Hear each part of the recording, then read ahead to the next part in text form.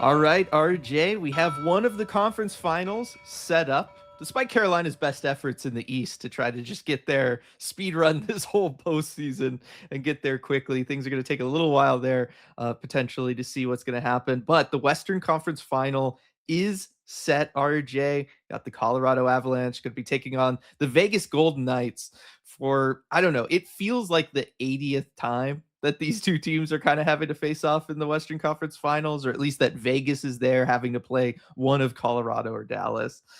It's no fresh blood in this bracket. Yeah, I mean it's not that often for the two of them specifically against each other, but it does feel like those. I mean, look, they're kind of the two best teams. If you're gonna not have, Dallas, Minnesota, you take that out of it. But the way Minnesota fared, maybe it's looking like they are the two best teams in the West at this point. I mean, you look at the underlying numbers all season for Vegas, and they were fantastic. It's just they could not get a save. Now they're finally getting a save, and they actually look pretty dangerous. Yeah, they have had a slightly easy-ish road, right? I know that's something, and we could talk about that when we break down how the series against the Ducks went. But yeah, Colorado kind of left, no questions as far as them coming out of this Central Division bracket. Yeah, they did. I mean, they got through LA easily. That wasn't much of a challenge. Yeah. It was closer than expected, but then they beat Minnesota in 5 games.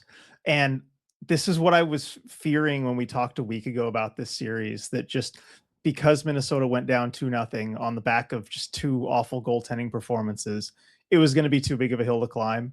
And that's what it ended up being. It just, the Avs, it was too much to overcome going down 2-0 in the series. Good win in game 3, but at that point it was all kind of downhill from there. The 3-0 lead. We got to talk about the 3-0 lead. Yep. I've been waiting to talk to you about this, Mr. Minnesota Wild, man. I got to admit, they took their foot off the gas. I will defend them in the sense that they can play with the Avs, and that's been something they have shown all series. They can do it. Going up to a 3-0 lead, that showed it. They can do it. Can they? They're not. Yes, they can. Lose 5-2 in game 4. Lose 5-2 game 2. Lose 9-6 game 1. Okay, give up a 3-goal lead in the deciding game. Look, game 2 was horrendous goaltending. Game 1 was just this crazy back and forth, and they showed they could hang with them. They had a lead late. They actually tied the game and had the lead. Just the goaltending was worse. I still maintain they had the talent to do it. Maybe not with the injuries. You need a healthy Joel Eriksson-Ek. You don't have any room for error with the injuries, and they got unlucky there. They had a lack of center depth already, and with Eriksson-Ek going down, no, they can't hang with the Avs. But I still maintain that team was built well enough that you play 10 series against Colorado, you probably win 4 of them. I mean, that's the best you can hope to do. It's look, it's playoff hockey. It's a coin flip. It didn't go their way. But yeah, that game, if they didn't take their foot off the gas, I think they would have won that game at least. Right. Why do you think they took their foot off the gas? Because that's what I was trying to figure out as that game was going on, is why after that first period, they're up 3-0, they decide to just look so conservative and not be able to push back as Colorado really turned it on. Like that, I'm really struggling to find a reason why that was the case. Yeah, I mean, I know a 3-0 lead, with any team, you're going to have the instinct to be like, okay, let's play strong defensively. Let's lock this thing down. I get that. Colorado is one of those opponents you just can't do that against. And I mean, I think at that point, it comes down to coaching. You have to have your coach not let your players get into that mindset, because it's not like there was some back and forth afterward. They just couldn't convert or whatever. I think I saw they had, depending on the model, but they had maybe a 1/10 of an expected goal after getting that 3-0 lead. Oh yeah, they completely plateau. If you look at any of the expected goals charts, it's ridiculous how much they sat on that lead. Yeah, no, they completely shut it down. And to that extreme, you can't do it. You have to make an adjustment, of course, play a little more defensively sound, but that was just ridiculous how much they sat back. I don't know. I take it down to coaching, but you also want some of the players to maybe go out for a shift or two and maybe try and get a little bit more aggressive, even if it's not what the coach is telling you to do. But yeah, I don't have much of an explanation for it. especially because they were getting caved in as far as scoring chances, right? Like Colorado massively outshooting them through the second and third period. Like they had to be aware of what was happening on that Minnesota side. And obviously, yes, they thought that they could outlast it, and they nearly did, of course. Nathan I think McKinnon that's ties it up part of it super too, late. because they had a 3-1 lead for so long. It was working for so long, at least in the terms of that you didn't get scored on. I think that's the trap you fall into, is when it works. Mm-hmm. Like if the Avs had scored a couple goals in the second period and it's 3-2 going into the third, I think you have that intermission to kind of reset. You're like, all right, we got a game again. Let's go. Let's get out there and play. But you don't have the Avs getting within one until, like what, 3.5 minutes to go or something left in the game. At that point, it's too late. You've committed to that. With 3.5 minutes to go, you've got to sit back and defend that lead. And then it's too late. And then you have, the thing is, it also should have worked. I hate that I'm still defending the Wild so much here. You defended them so hard. But I wasn't expecting this to like start my morning, to be defending the Minnesota Wild like this. But you look at the tying goal from McKinnon. Mm-hmm. Like, it's a star player doing a star player thing. Yeah, no, it's absolutely a star player doing a star player thing. But it's like, what can you do? I'd probably let anybody else have the puck in that situation than Nathan McKinnon. I give just about anybody that shot all day, and more than 9 out of 10 times that doesn't go in. Yeah. Oh man. But yeah, no, great play by Nathan McKinnon. That is a superstar player doing a superstar thing. Like, you got to hand it to him. But does the Wild in? Yeah, it feels, I guess it feels even worse, right? Like the Wild's performance in that game and sitting on the 3-goal lead, given what we saw the very next night from Vegas, where again, clinching situation, they go out, they get a 3-0 lead in the first period, and then they keep their foot on the gas through the rest of that game, right? Anaheim's able to pick up a goal in the second, but the third comes out, and Vegas is just like, look, we know you're going to put on a big push to start this period. We'll weather that storm, but the moment you show a sign of weakness, we're going to pour it on. And that's what Vegas did. They took care of business, and they close out that series in 6 on the road in Anaheim. And just watching the difference in like attitude and approach, just in the one night difference there, was massive. And I just can't help but think, if Minnesota played the way Vegas did last night, they walk out, they're still alive. They're playing tonight. Right? Like they have to. And I'm with you. It has to be coaching. It has to be on the players to some extent.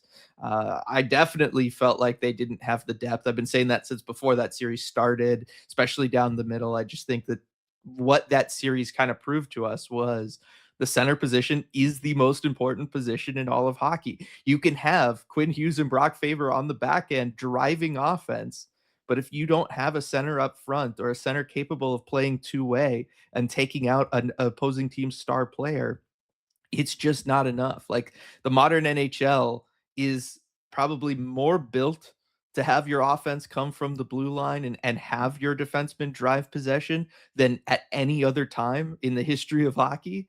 And it still does not overcome the idea of just having some,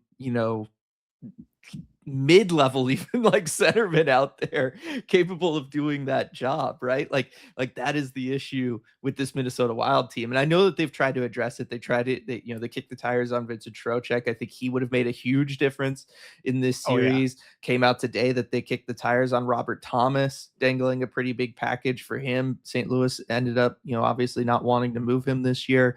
I think you have either of those guys on this team, and that makes a huge, huge difference in this series.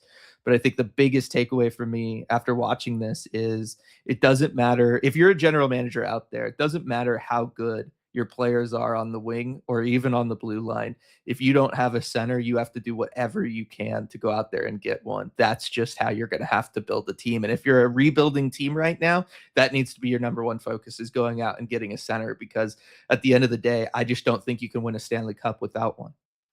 Yeah, and that's part of the tragedy of this Wild teams. They knew what they needed. Like, they knew exactly we need a good 2C, and they went and they tried to acquire that player, but like, it didn't come together for anybody. Like, Trocheck wasn't traded. It's just hard, and they tried to kind of recreate that in the aggregate, like bringing in McCarron and some big, and like the Felinos, just some big bodies that they could kind of throw in further down in their lineup. But at the end of the day, when you lose Eric Sinek and you got to have Ryan Hartman as your top center and McCarron as your 2C. Like, They slid Matt Boldy over to center. They were trying anything they could. yeah. And the thing is, like, I think that would have totally worked in the Pacific bracket. You get this far in the Pacific bracket, no problem, because the competition's so much easier. But, they knew the hill they had to climb, and it was just too much. Yes. It's making me wonder about the Dallas series. If Dallas was healthy, what that series would have looked like, right? If Dallas has Rupe Hintz, I don't know that Minnesota beats them just because of the center issue. Knowing how injured Dallas was, we haven't really talked about that yet on this podcast. Dallas was just with so many injuries, like they were never going to win the Stanley Cup this year with how hurt they were. No, but it does make the Wild look a little bit worse.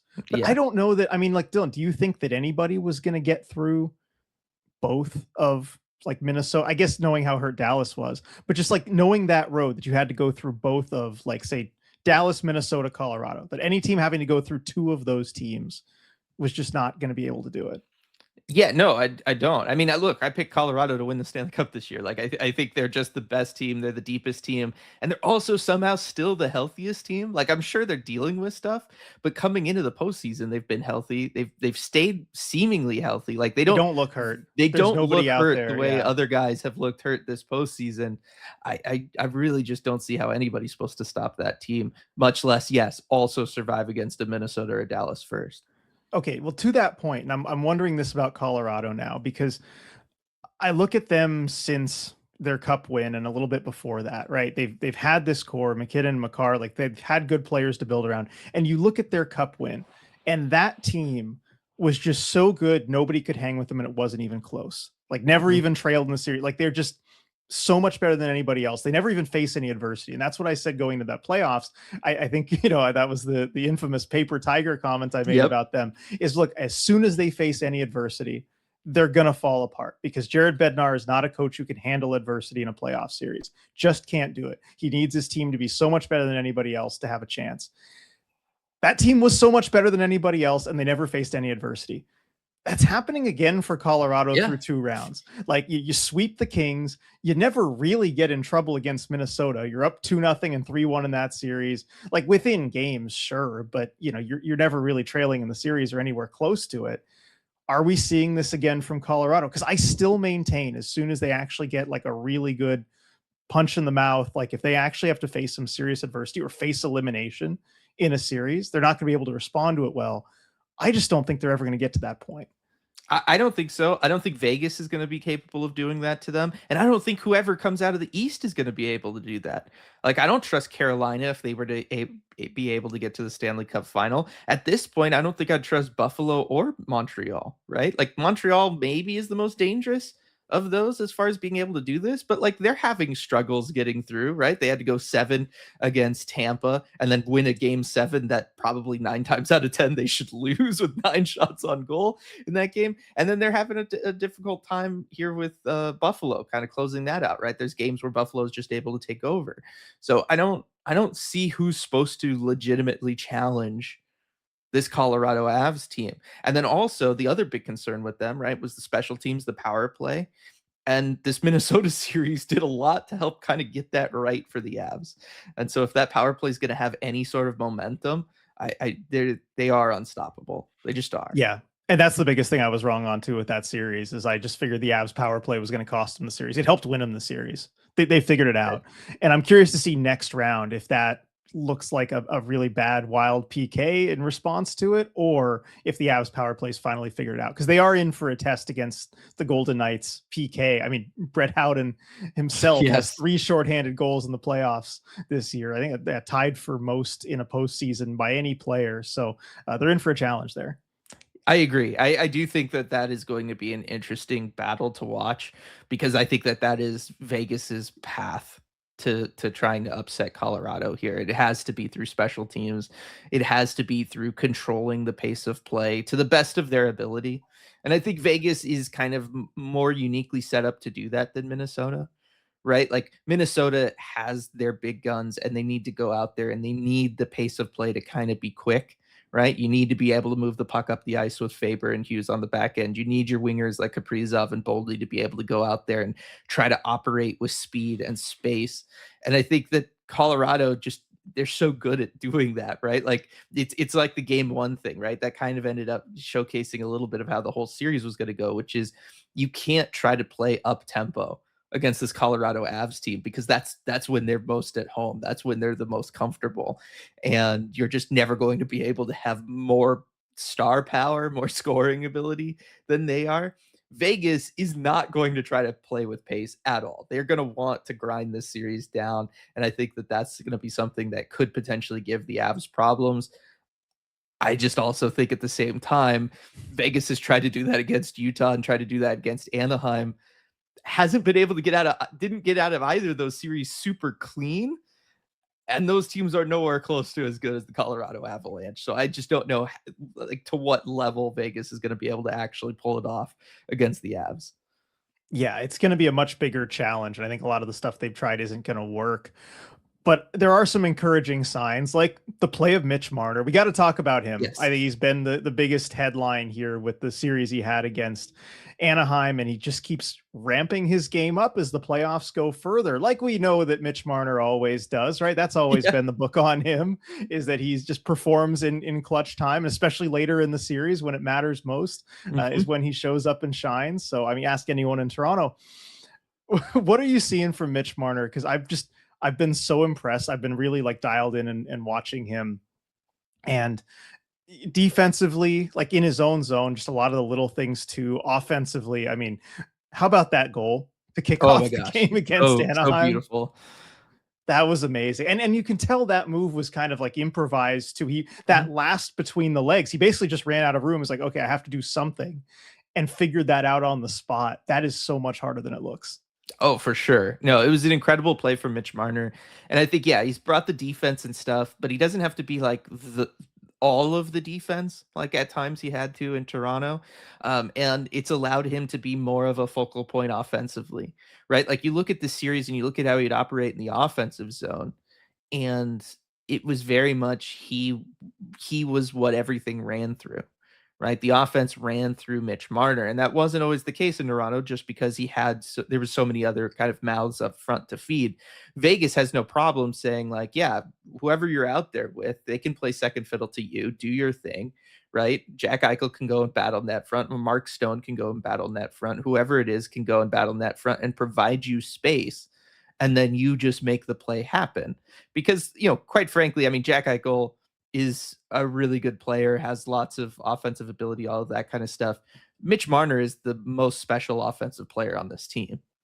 Like just from a creativity standpoint, being able to generate offense, hockey sense, all of that kind of stuff, right? Like that's just the way it is. And it seems like Tortorella has identified that and is just like, yeah, let's just have everything run through Mitch Marner and everybody else go out there and do what you do well, which is create space.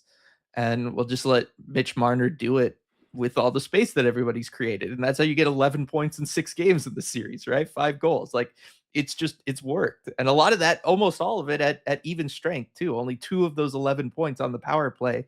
Like they're just providing him space to do his thing at 5-on-5, and it's working. Yeah, and that's also how you get Brett Howden with 3 shorthanded goals through the playoffs this year. I think as impressive as that first Marner goal was, and that's going to get all the highlight reels and all the attention and everything, I think it might have been even more impressive his assist on Vegas's second goal there, coming in shorthanded. The way he goes in there, basically 1-on-3, almost by himself, and manages to draw all the Ducks defenders over to him, create that passing lane to Howden for the one-timer. Yeah. I mean, that's just magical. Like that, I think that's harder to do than when you have that breakaway set up, and as great as that move is, like you at least have a little bit of the time and space to do it, and really special players can do something like that. It's a harder situation going in 1-on-3 and then kind of creating that passing lane for yourself and drawing the defenders to you. For sure. No, again, he's a really good offensive player, and he's being put in a position where he can maximize his abilities. So that's all right, Dylan. Question: halfway through the playoffs, is he your Conn Smythe pick? Halfway Conn Smythe. Give me your top 3. Yeah, I mean, I think you have to consider him because he's been so much at the forefront of particularly this Vegas team. Like, because I think about like, Carolina. Well, it's being driven by a couple guys, right? Like there's Mhm. Logan Stakehoven, there's Taylor Hall, there's Jackson Blake. Like I guess Freddie Anderson would really be the guy there. You might still have to put him as the favorite just because of everything he's done. I think the I'd conference have him as final number will be a 2. big thing. I'd have Marner 1, Anderson 2. Yeah, I would have them as the top 2, and then I mean, McKinnon really turned it on in this last round and kind of helped Colorado get through that. So I'd probably have him third. Yeah, that's a good pick. The other one I was considering was Lane Hudson. Yeah, I mean, we just have to see them get there. Technically, I they know, are the I furthest know, I back know. team right They now. you're not fair to pick a team that hasn't gotten there yet, but like just the way that He's he's been very good. taken over the game at moments. Yeah, I gotta throw him in there. Yeah. Um, Now Vegas, you talked about it earlier, right? Like they struggled with the goaltending during the regular season. Carter Hart looked better in that second round against Anaheim. I still think he's beatable, and Vegas is still allowing a ton of shots. Like he has had to face more shots than anybody that so far this postseason. I I guess I'm not 100% sold still going into a series against the Avalanche that the Avalanche aren't going to be able to just kind of, you know, grind down and eventually break this Vegas Golden Knights defense and goalie. Yeah, no, I'm not sold on that either. That they can stand up to that. I mean, look, Carter Hart has been better.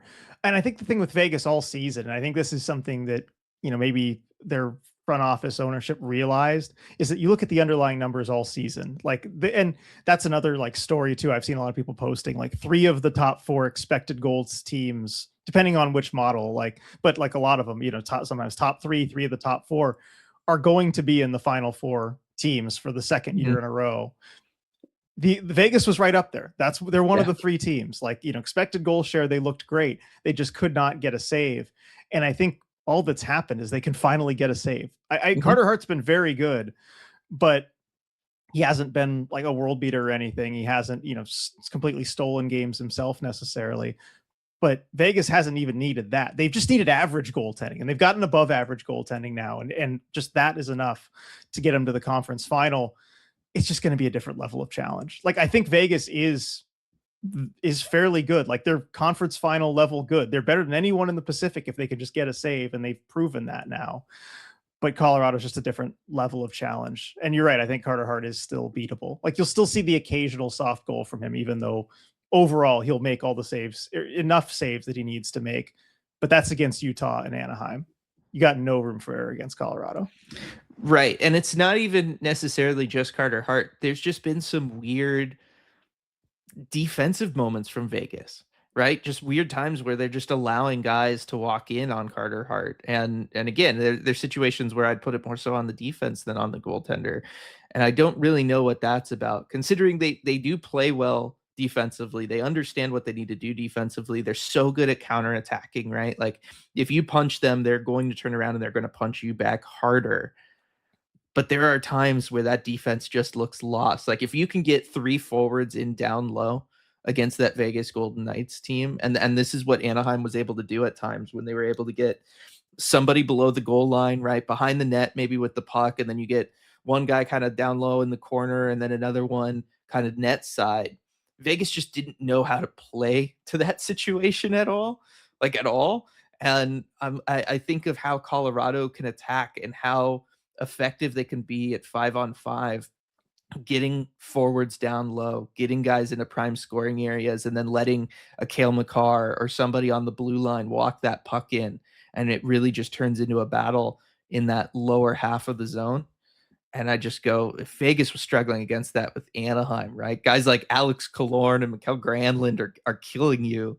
What are you going to do when that's, Nichushkin and Gabe Landeskog and Lehkonen and, oh yeah, Nathan McKinnon, right? Like, I just think that that's going to be a big struggle for them. They have to figure out a way of not selling out their counterattack, but having some more forward help down low because they're going to need it in this series.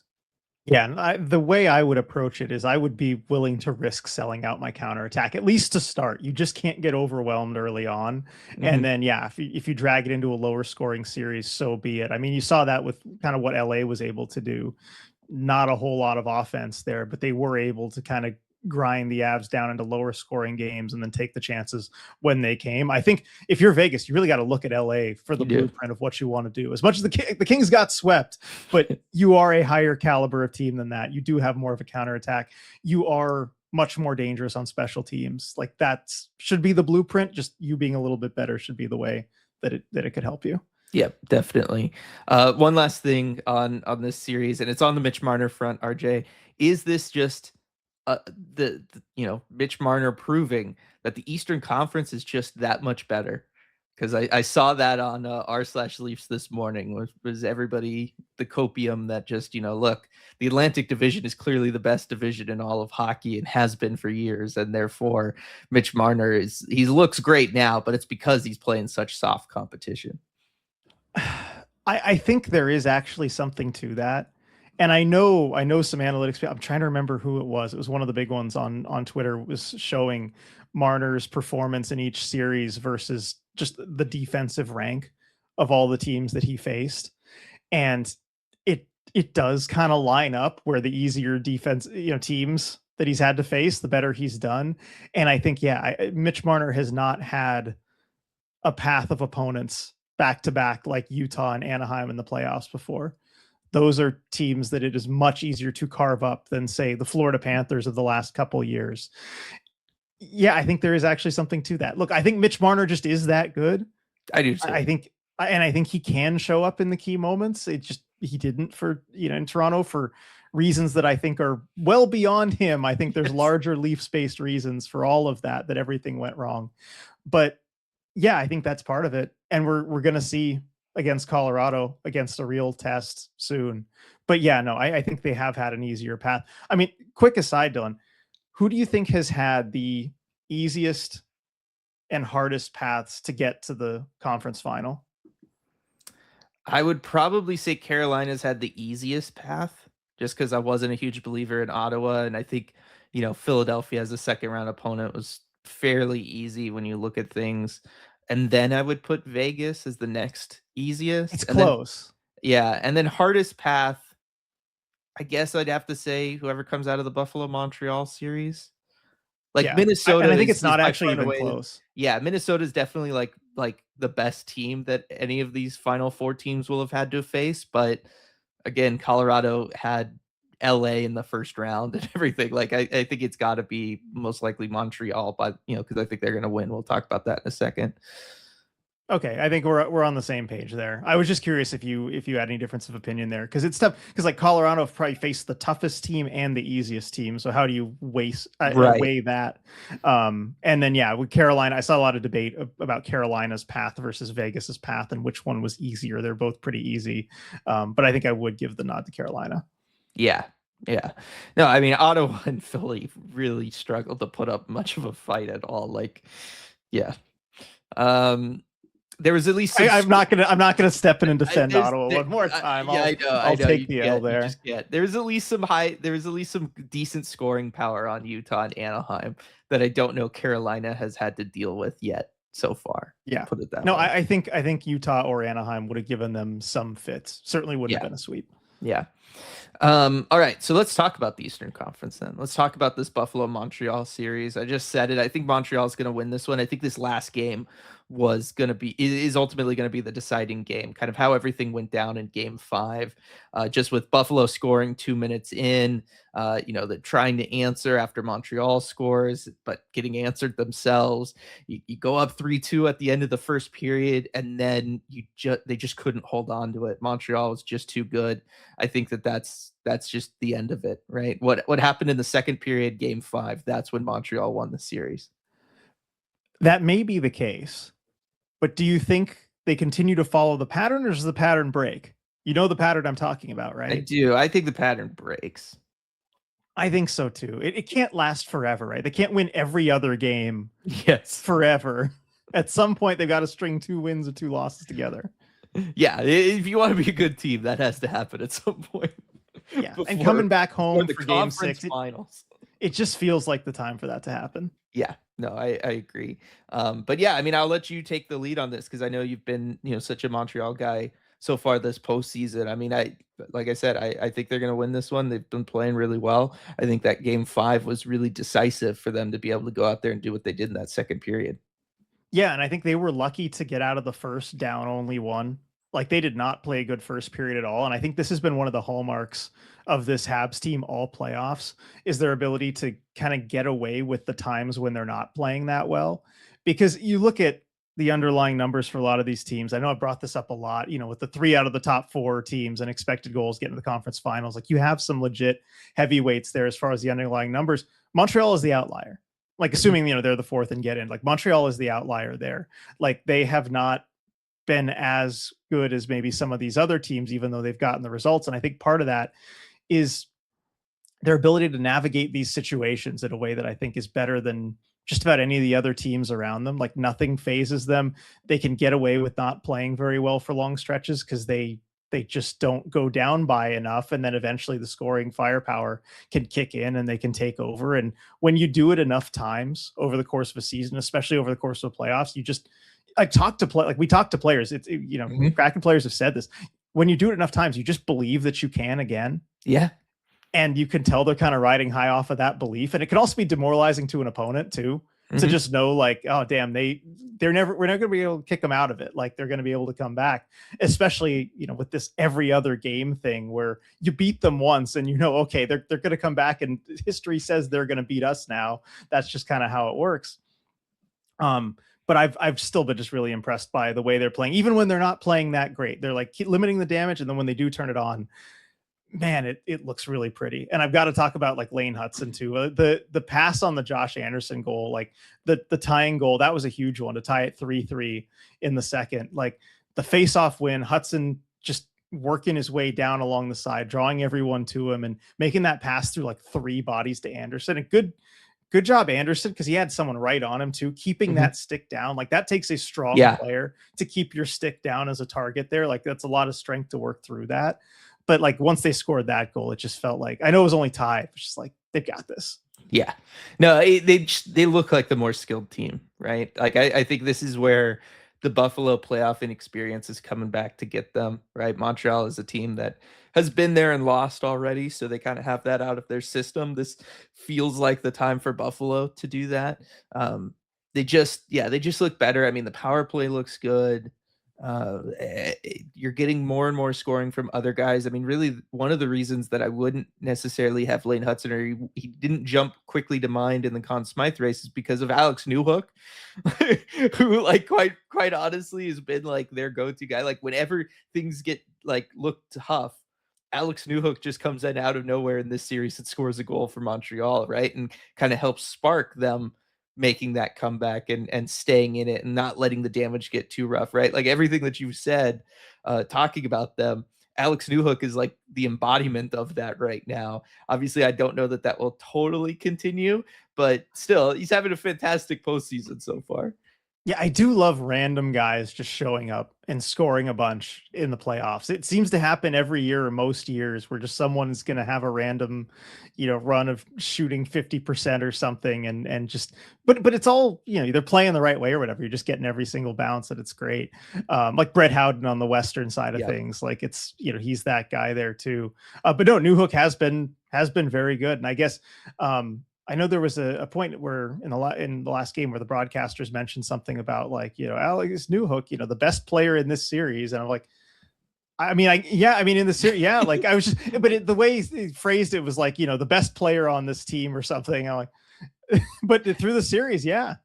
Yeah, it's hard to ignore the production he's at. He is outproducing everybody, but yeah, I wouldn't probably say that he's the best player on the Montreal Canadiens. He's just the best player at the moment on the Montreal Canadiens. But one of the things that I think is unique about this Montreal team and why I think it's going to be such a fun matchup against Carolina if they do win is how deep they are. And it is the fact that they're not driven by 1 or 2 select players, right? It's the fact that, yes, Alex Newhook's showing up right now, but Nick Suzuki looks better in this series than he did last series.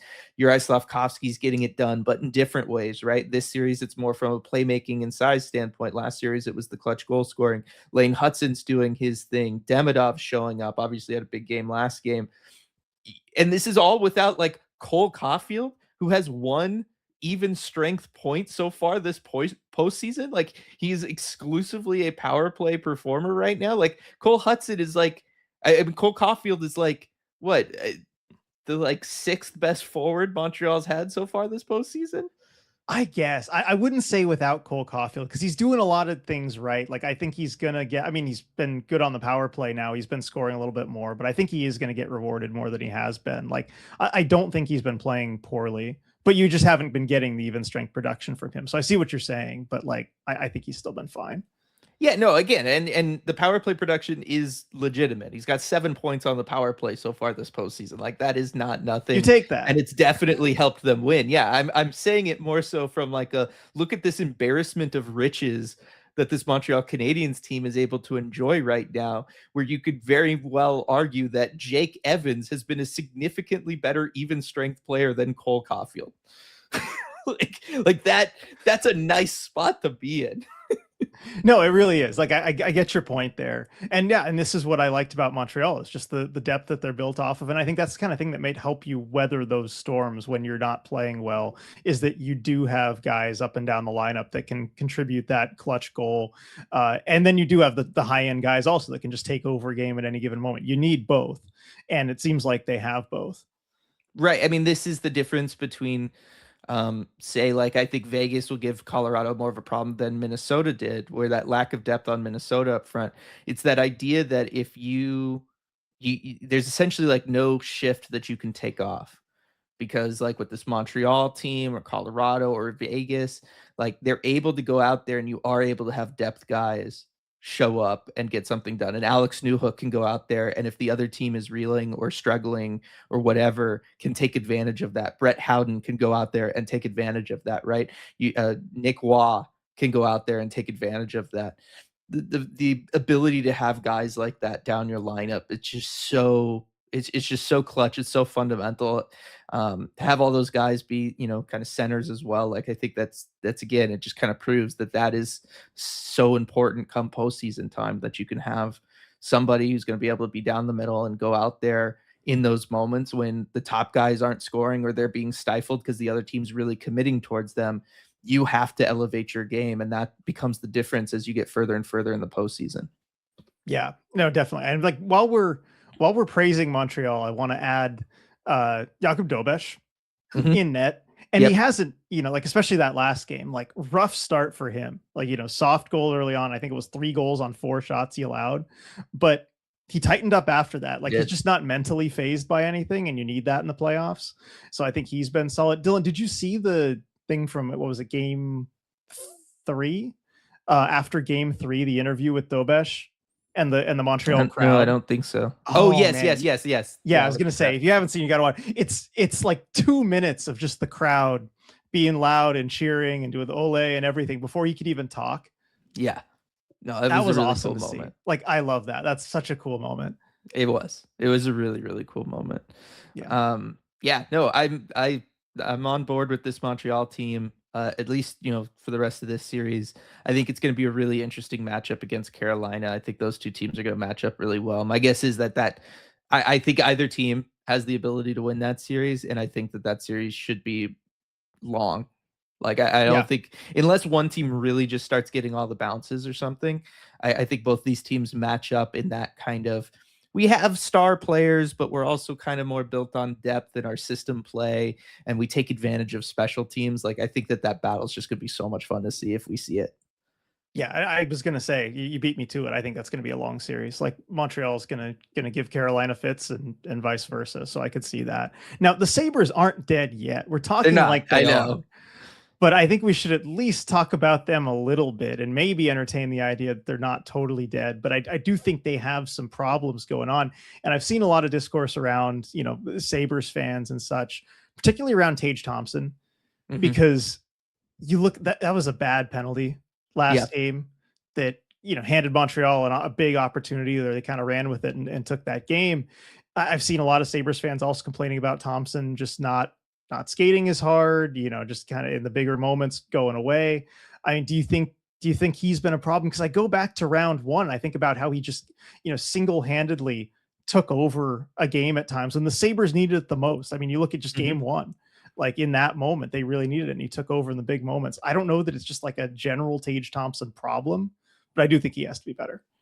He does. I'm wondering if there's an injury at this point, just because, it's the postseason, and after every series, the stuff comes out, right? Connor McDavid was playing through a broken foot. Owen Tippett, right? Flyers fans are kind of like, why isn't Owen Tippett playing, or why wasn't he playing better when he was? He had a core muscle injury and internal bleeding, right? Like, there's so many things, right? They had like 3 guys with fractured ribs, that Philadelphia Flyers team. Like, whenever I see a player not playing as well as they otherwise should, right? Rantanen in the first round, I think you have to assume that there's an injury affecting them, and we'll of course see at some point what that is from Tage Thompson.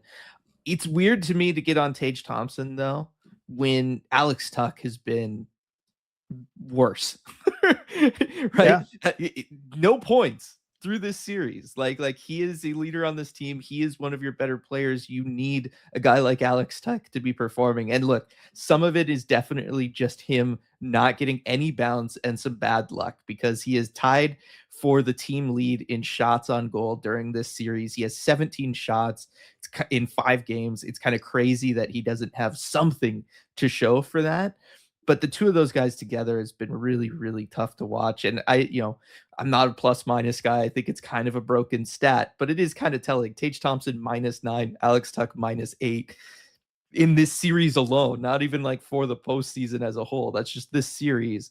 Like, there's something going on there with those guys, whether it's just them not playing well enough or they're injured.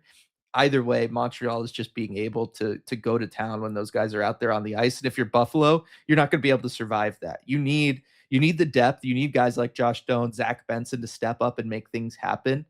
But you also need your star players to back them up, right? Or still be the guys driving things for your team. And right now, they're just not.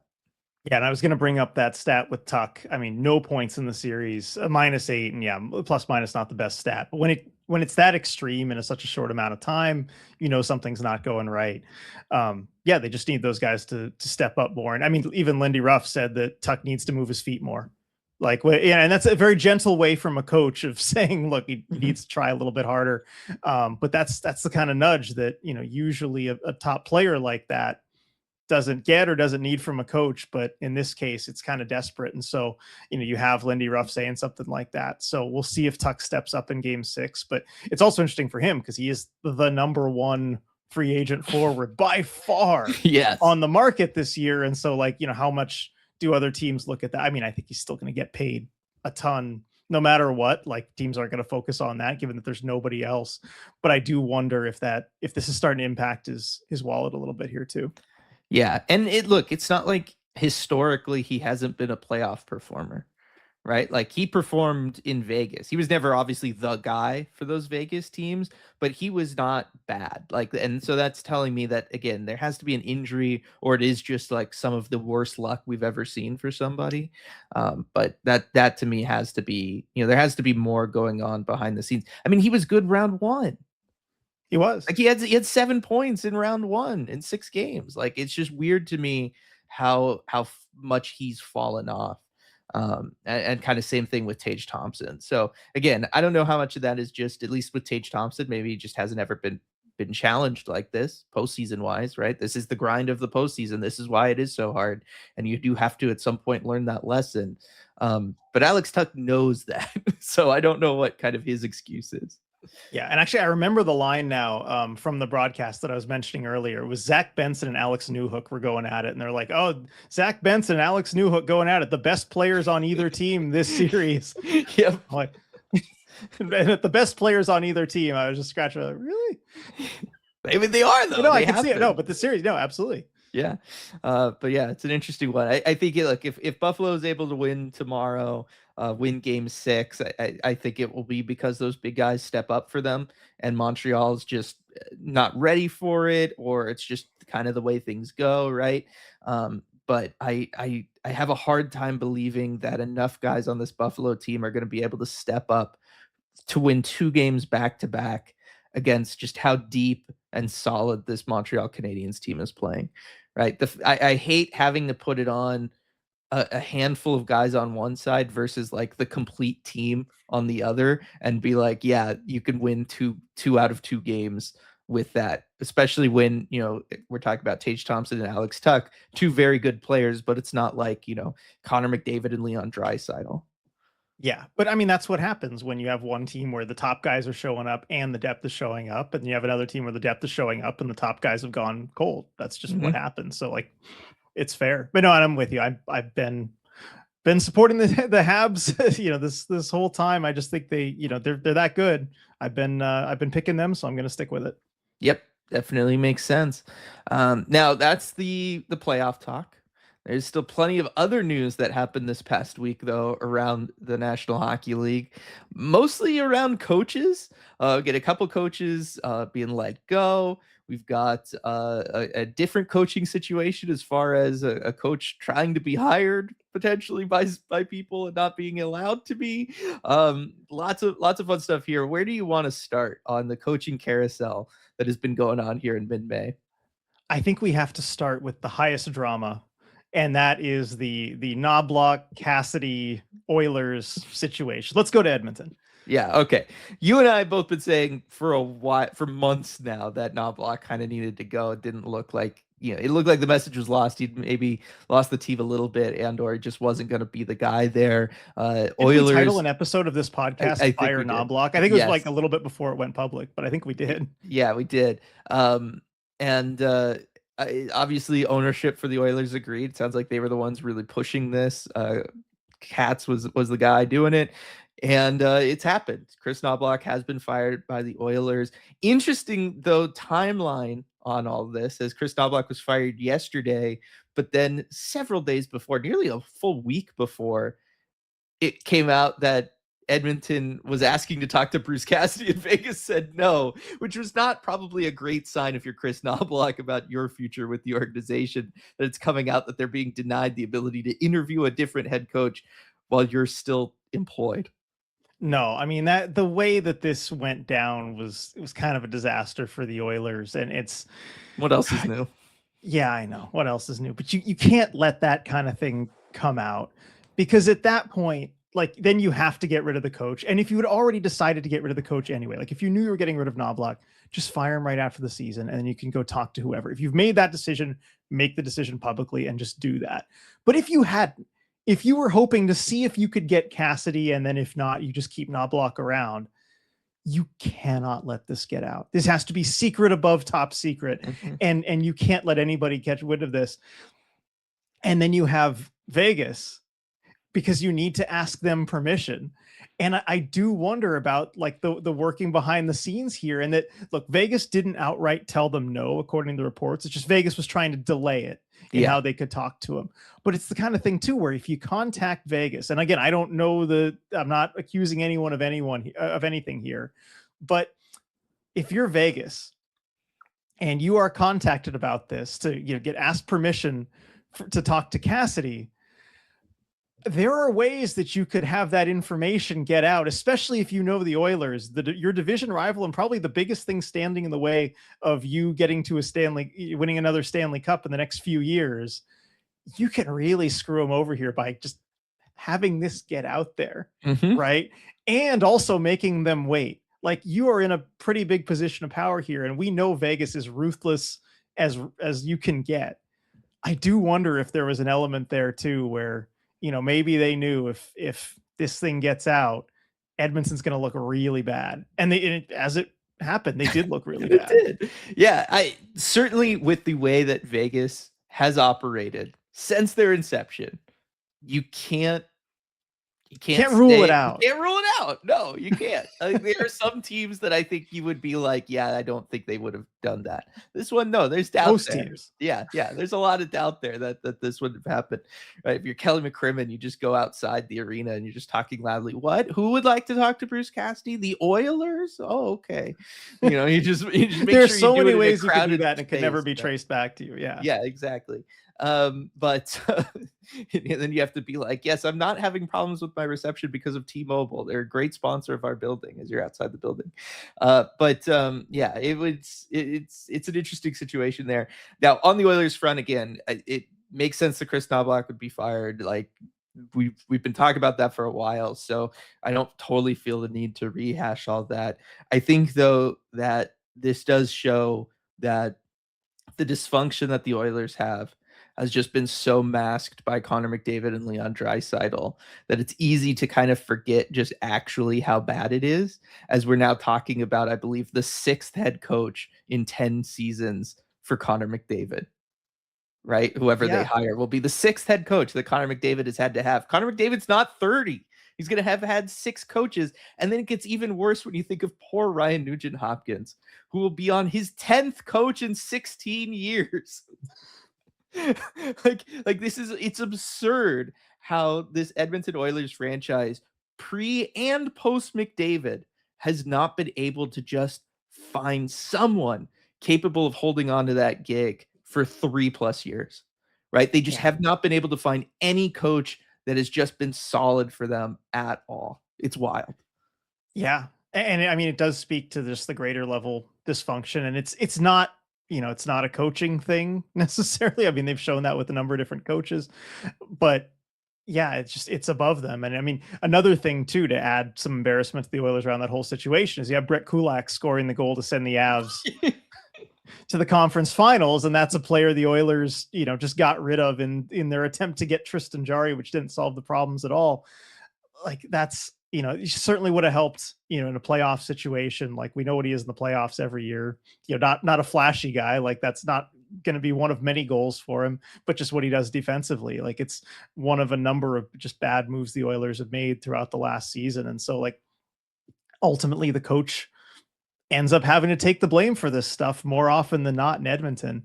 But yeah, they've got some real issues there. Yeah, and at some point you have to say that you have to question the abilities of ownership, right? Because it's been roster construction problems going back forever. It's been, inability to find a goaltender, inability to build a blue line. All of that stuff has been an issue. This team has only been relevant because they were able to win so many first overall picks and top 5 picks and be able to put together a team there. They didn't even do that cleanly as far as like the hit rate on those top 5 picks and first overall picks, which is insane. But you're relevant because of those. It's shocking how many general managers have just absolutely failed there. How many rosters have failed, how many goaltenders have failed, and how many head coaches have struggled and not been the answer. Because that's the crazy thing about this, RJ. It's not that like, oh, they're just running through coaches like crazy. I understand why they've run through coaches. I haven't thought any of these coaches were worthy of being there for 3 or 4+ years. Like they just haven't picked it. They haven't picked good ones. Right. I mean, you look at the last coaching change they made. It was Woodcroft out, right? And yeah, his system had completely fallen apart. Like it's some of the worst defense I've ever seen. You needed to make a coaching change there, and usually, what it seems like is that it just everything falls apart, and then you need to make a coaching change just to get some basic structure and discipline down with the team. And that's like where Knoblauch came in and was able to at least just like steady the ship there. And he got them actually playing some really good, like playoff style defense the last couple of years that got him to 2 cup finals. Like I think Knoblauch actually did a really good job with them. And I don't know, as much as we said, look, they need to let him go this season, we were very much on that train. I do think they kind of just need a new voice there. I think Knoblauch did a good job in the time he was there, at least through those 2 seasons. Like it's fine. And he was probably the best of the long run of coaches that they had. But at a certain point, and also like the thing is the fact that they, look out the first round this year, I think a big part of that was just the injuries they had, especially the guys up at the top. Like if I'm another team, cause like, I know like Woodcroft hasn't really gotten a whole lot of looks cause look, everyone knows why the success happened. It's McDavid, it's Draisaitl. I wouldn't be surprised if Knoblauch actually gets another look as a head coach with somewhere else because of what he was able to do with that Oilers team. As much as McDavid and Draisaitl just did their thing, what they did defensively the last couple of years was actually pretty impressive. I agree. I think the issue with Knoblauch was it was not structure. It was just, that ability to inspire and make the right gut calls in the key moments, right? Like, I just don't know that he has that angle of it, but it's clear that he understands how a team needs to play from a structure standpoint. And I think there's definitely teams out there that could use that, and he would make sense for them to join them. Certainly, if I'm a top cup contending team, I reach out to him and I'm like, hey, do you want to come in and coach defense for a little while? Right? Like join our staff, right? Maybe not a head coaching capacity, but join our staff. I would definitely be kicking the tires on him if I was any of those teams. But yeah, I agree. Now on the Woodcroft thing, because you bring him up, it is interesting because I do have on my notes, I wanted to talk about Jay Woodcroft because of the work he did with Anaheim this year, being a part of that staff, helping be in charge of the growth and development of those young offensive players. I do think maybe not this season, but I do think in the next 1 or 2 years, we're going to see Jay Woodcroft behind a bench again in a head coaching capacity because of what's happening in Anaheim. That, or maybe there's something internally where it's like Quenneville's going to coach for a couple years and then Woodcroft takes over or something. But I couldn't help but see him like every game take out the whiteboard and dial something up with that Ducks team and how well that Ducks team kind of performed so quickly. And I think somebody's going to see this and give Woodcroft another chance. No, I think you're not wrong. I mean, look, we know the NHL's coach recycling machine is undefeated. They have to. They have He's to. been one already. He has to be again. Exactly. He has to have a second chance. Everyone who's been an NHL head coach once has to be hired again at some point. And if you fail twice, then maybe you don't get another look. Some people do. Plenty of people do. But at that point, then you can ask the questions. But yeah, no, I think you're absolutely right as far as what will happen for sure. And it is impressive what he's done with the Ducks. But yeah, Jay Woodcroft mentioned there before even, I guess I teed you up for that one. Yeah, you did. It's insane. I was like, okay, once we're done with this, I'll bring up Jay Woodcroft. It was one of the 5 notes I made for this podcast. Of all the stuff going on, and one of the 5 notes you have is Jay Woodcroft. Yeah, yep. Any other random ones we can get to right now? No, that don't make any sense. That was the random one, and I did have the Knoblauch fired and Bruce Cassidy one being 2 separate notes. So okay, just to show. So okay, Jay Woodcroft was very much at the front of your mind here. Okay, I'm glad we got around to this. Yes, definitely. But yeah, interesting situation there. I mean, on the Bruce Cassidy front, it came out that it's not just the Oilers that have asked Vegas permission to talk to Bruce Cassidy, but it is also the Los Angeles Kings. Now that makes a ton of sense. Bruce Cassidy and the LA Kings, that roster that they have, the way they like to play, just the city, all of it makes so much sense. Like if Bruce Cassidy becomes the head coach of the Kings tomorrow, I will be the least bit surprised. Yeah, it makes all the sense in the world. I mean, given where they're at, they kind of have to be in go for it mode. You can't really tear it down effectively at this point. And they showed in that playoff series with the Avs that they at least like have the pieces to kind of hang with some teams and maybe win a playoff round or something. Cassidy is the guy who can help maximize that.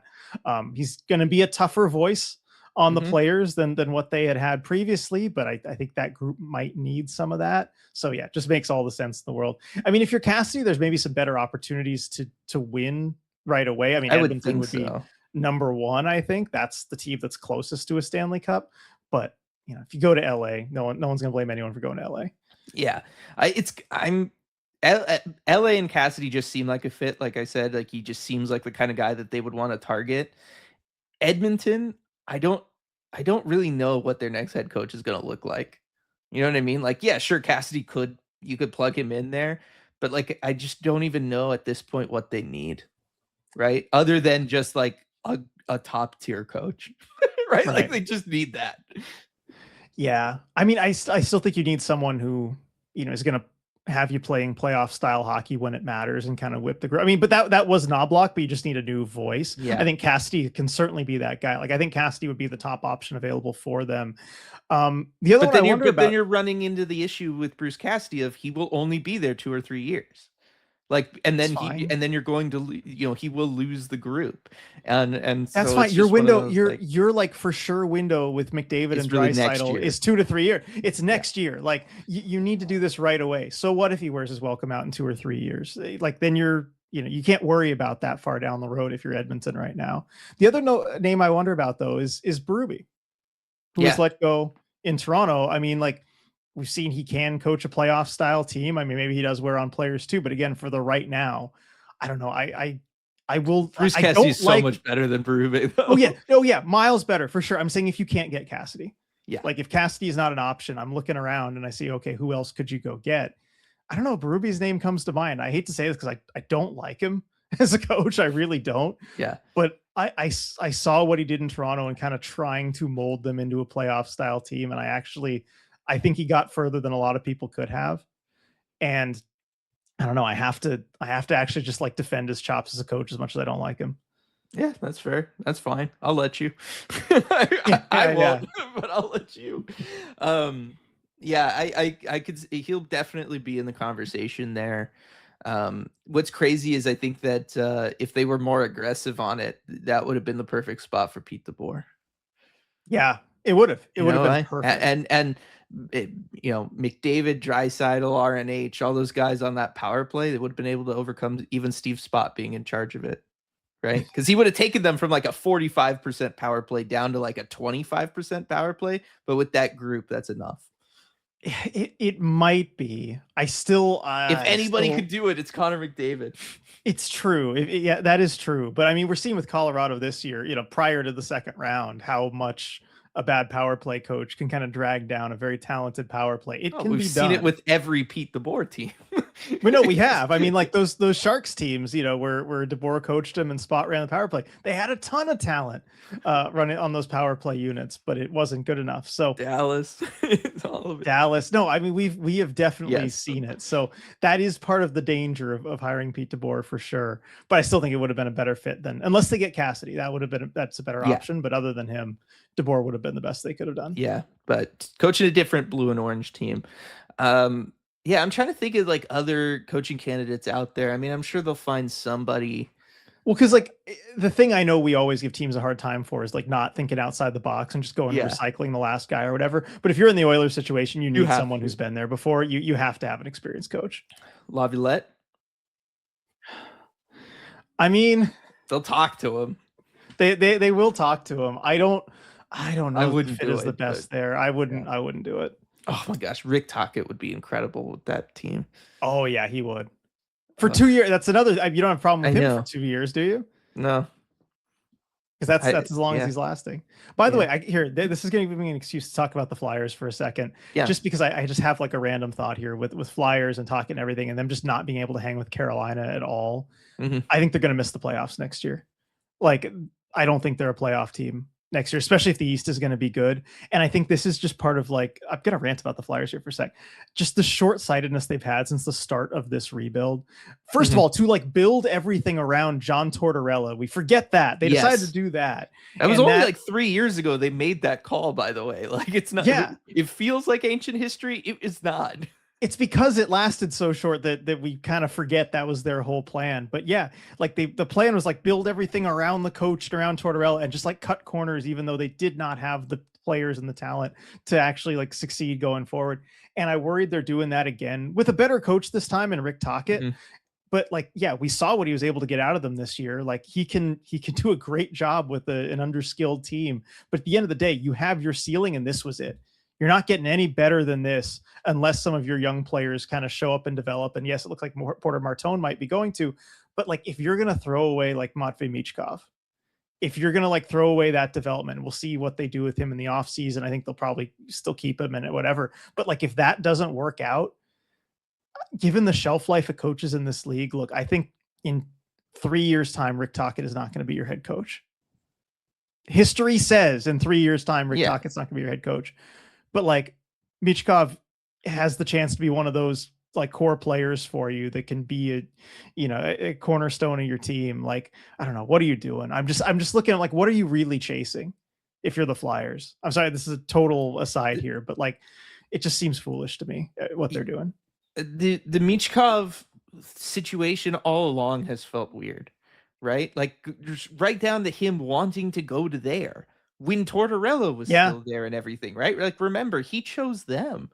Like, as much as any player in a draft could, he was like, yeah, no, I want to go to Philadelphia. I think that this is the place, and John Tortorella is the coach for me, and I believe in Danny Briere and what he's doing and all of that. Like, I still don't understand how that decision was made to begin with. Like, it just doesn't make sense. Point.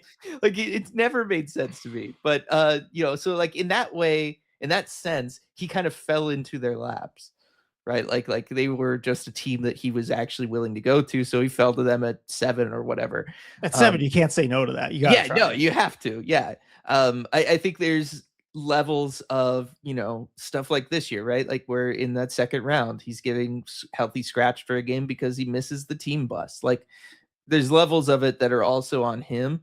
But I also sure. think that, yes, both John Tortorella and to a lesser extent Tocchet, but still Rick Tocchet, you're trying to force a guy that really is only offensively minded to try to have to play two-way. And I understand why, but it just doesn't historically work out that well, right? Unless you get the exact right person to communicate that to him and get him to buy in. And historically, for these top offensive players, that tends to be a little bit later, right? It's generally not when they're 21 years old that you get that buy-in from them. So, I think you have no choice but to kind of keep trying it. But yeah, it's a tough situation there. Either that or yeah, if look, they're pretty committed to trying to go for it right now. And quite frankly, I'm with you in the sense that they should take a step back next year. But as far as not making the playoffs, I look at that division and I go, they could absolutely still make the playoffs next year. That division sucks. Yeah, the division does suck, and so maybe that's a reason they could squeeze in. But even then, like, are you getting past the first round? I guess maybe if you're one of like the two top three. Yeah, spots if you in the get to division. play a Pittsburgh level opponent again, yeah. Yeah. I get, but like if this is everything going right for them, we forget like how close they were to missing the playoffs too. Yeah. Like this No, year. again, I'm with you. Like I Yeah. am. I just think that I'm not willing to say that they're definitely not going to make the playoffs because I look and I go, Well, yeah, it's well, not 100%. No, three of these teams have to, and Carolina will get one spot, but the rest of them, like, Islanders should be better. New Jersey maybe is better. I don't know. Like that team should be better than they are. I don't know. So I think there's a chance there, especially if Porter Martone's legit. Right. And that's the one thing that I could see making the situation work is that they can move on from Michkov because they have Porter Martone. Yeah, And but it's still not enough. I mean, we're just talking about like how no, important it's not. Centers are, and like you've got nothing Yeah. beyond Trevor Zegras, and he's not a good For enough sure. 1C. Like the underlying, I mean, I could make arguments all day. The Flyers have the same number of regulation wins as the Calgary Flames this season. Yeah, no, they're not a good team. They're not a Stanley Cup contender anytime soon. And I'm with you. They won't there's be no because path they're going going this yes, direction. because they're going to be short-sighted about everything. I'm 100% with you. Okay. But yeah, I just had to mention. It's been bugging me. I've been thinking about it recently. Yeah. So no, I mean they're no different than that's the the Jay Woodcroft on my notes. Is this just Flyers? What are you doing? That is fair. That is fair. Finally got a goalie though. Yeah, that helped a lot. See, we know we know that good goaltending is never like fleeting or unsustainable or hard to predict. So good job. Yeah, definitely. Anything else before we wrap up the episode there? No, I think that actually did cover all the last two things on my notes. Was the random Flyers talk. So well, I guess we didn't really do like a post-mortem with them being eliminated. Yeah, that's true. We talked Berube obviously being let go by Toronto. Any idea what they do at coach? Like I don't even know who you even try to target really. I think this is your opportunity to not have to go after a win now coach because you have the first overall pick. They could go after Woodcroft. That would be interesting. I was thinking of the type of coach that I was thinking. Maybe someone who can play a little more freewheeling offensive game, let the forwards get confident and happy again. Be good with the young guy McKenna or Stenberg, whoever they take. It's not a horrible call to make. I think it would work out better than Bruce Cassidy. I think going from Berube to Bruce Cassidy, like, yes, the team will be better in the standings, but like that's going to grind so hard on guys like Austin Matthews. Like that might cement Austin Matthews actually leaving in a couple of years. Yeah, that's something you can't afford. I think you need to, as a team with the Leafs, just take a step back and a step forward at the same time, a step back to where you were, which I know was not good enough, and that's why you had to make changes. But you just have to get back to being a team that at least is in the playoffs. Maybe, you need to get back to like a first round exit, or second round exit. You just have to get back to that at this point. Yeah, I would consider Knoblauch. Like Knoblauch will bring the structure, but he's not going to be heavy handed with it in the same way. Like I think Knoblauch wouldn't be a bad hire for them.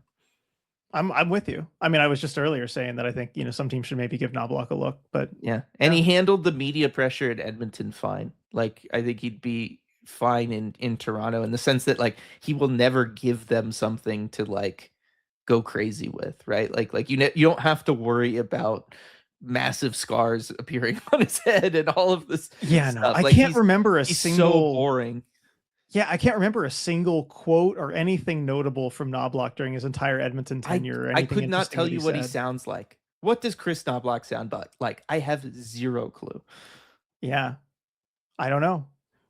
Don't know. I know he looks like Dave Hackstall. Yeah. Sounds like who knows? Who knows?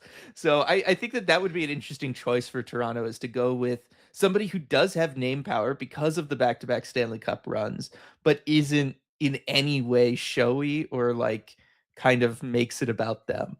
And I think that's what they've needed all along.